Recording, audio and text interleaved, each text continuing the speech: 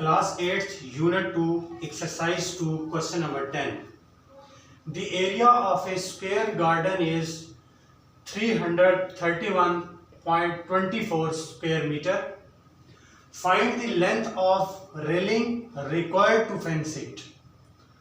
इस क्वेश्चन में हमें यह बताया गया है कि एक गार्डन है जिसका एरिया ये लिखा हुआ है आपके सामने, और इनकी रिक्वायरमेंट क्या है कि वो जो गार्डन है स्क्वायर शेप का, उसके गिर्द इन्होंने फेंसिंग करनी है।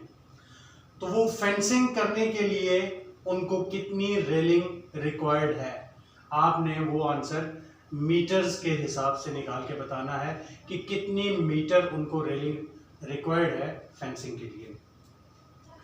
तो क्वेश्चन में आगे बढ़ते हैं जी। जो चीज़ हमें उन्होंने दी हुई है वो area of A square garden है, जो कि लिखा हुआ है, और कोई भी स्क्वायर शेप है तो आपको पता है उसकी जो लेंथ है वो सेम होती है चारों साइडों से, ऐसे ही है। तो length of A square garden हम फर्ज करते हैं कि हम उसको L कंसिडर करते हैं। तो एरिया का फार्मूला आपको पता है, स्क्वायर शेप अगर हो तो एरिया का फार्मूला L इंटू L लिखते हैं अकॉर्डिंग टू गिवन कंडीशन। ये जो हमारा एरिया है इसमें लेंथ मल्टीप्लाई हुई है लेंथ से, तो ये length L square is equal to area आ गया। अब हमने क्या किया, एरिया की वैल्यू इसमें पुट की, स्क्वायर रूट लिया ताकि हम लेंथ इसकी निकाल सकें। तो अब स्क्वायर रूट को अब हमने ये जो हमारे पास एरिया दिया हुआ है इसको हमने डिवीजन मेथड से स्क्वायर रूट इसका निकालना है। तो हमने 331.24 इसको हल किया। सबसे पहले जो स्टेप है उसमें आपने एक्सट्रीम राइट साइड से पेयर्स बनाने हैं। तो ये राइट साइड से 24 का पेयर बना, 31 का, और एंड पे ये 3 सिंगल रह गया। अब हम क्या करेंगे, इस 3 को सामने रखते हुए हमने लेफ्ट साइड पे जो डिजिट लिखना है सेम डिजिट इधर ऊपर लिखना है। ये नॉर्मल डिवीजन से थोड़ा चेंज है इसका प्रोसीजर।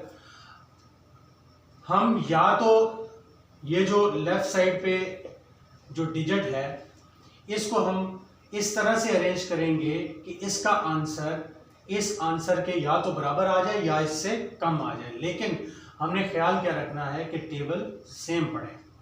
इसमें किसी दूसरे डिजिट से आपने मल्टीप्लाई नहीं करना, जो लेफ्ट साइड पे होगा सेम ऊपर भी आपने वही लिखना है। तो अगर हम यहाँ पे 2 लिखते, ऊपर भी 2 लिखता, तो वो 2 2s are 4, वो इस 3 से बड़ा हो जाना था। तो हम क्या करते हैं, 1 से मल्टीप्लाई करते हैं, यहाँ पे भी 1 लिखा, ऊपर भी 1 लिखा, 1 1s are 1 हो गया। 3 में से 1 निकले तो 2 हो गया।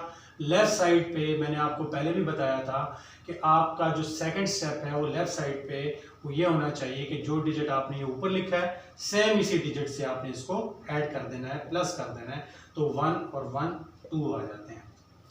अब अगला पेयर उतर के नीचे आया, यहाँ पे आप दोबारा वही सेम प्रोसीजर करेंगे, सेम टेबल यहाँ पे भी लिखेंगे, ये ऊपर भी लिखेंगे।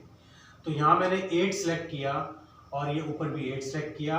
अब ये 8 28 से मल्टीप्लाई हुआ तो 224 आंसर आया।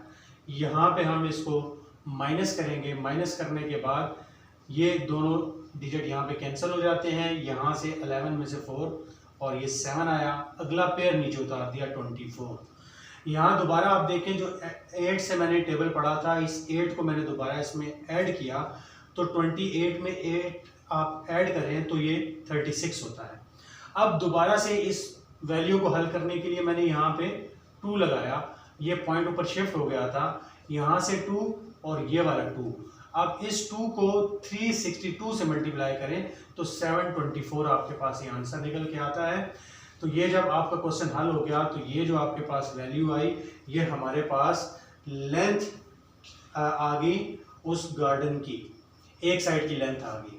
अब हमने चूंकि फेंसिंग उसके चारों तरफ करनी है तो पेरीमीटर्स का फार्मूला हमारे पास स्क्वायर की फॉर्म में निकल के स्क्वायर शेप की फॉर्म में आता है 4L, यानी कि उसकी 4 साइडें हैं तो चारों लेंथ आपस में मल्टीप्लाई कर दें। तो पेरीमीटर का फार्मूला लगाया हमने, P = 4L, 4 और ये उसकी वैल्यू थी जो एक साइड की लेंथ थी, इससे मल्टीप्लाई किया तो पेरीमीटर हमारे पास 72.8 मीटर आया। इसका मतलब है कि अगर हमने उस स्क्वायर शेप का जो गार्डन है उसकी फेंसिंग करनी है चारों साइडों पे, तो हमें रेलिंग कितनी रिक्वायर्ड होगी, 72.8 मीटर।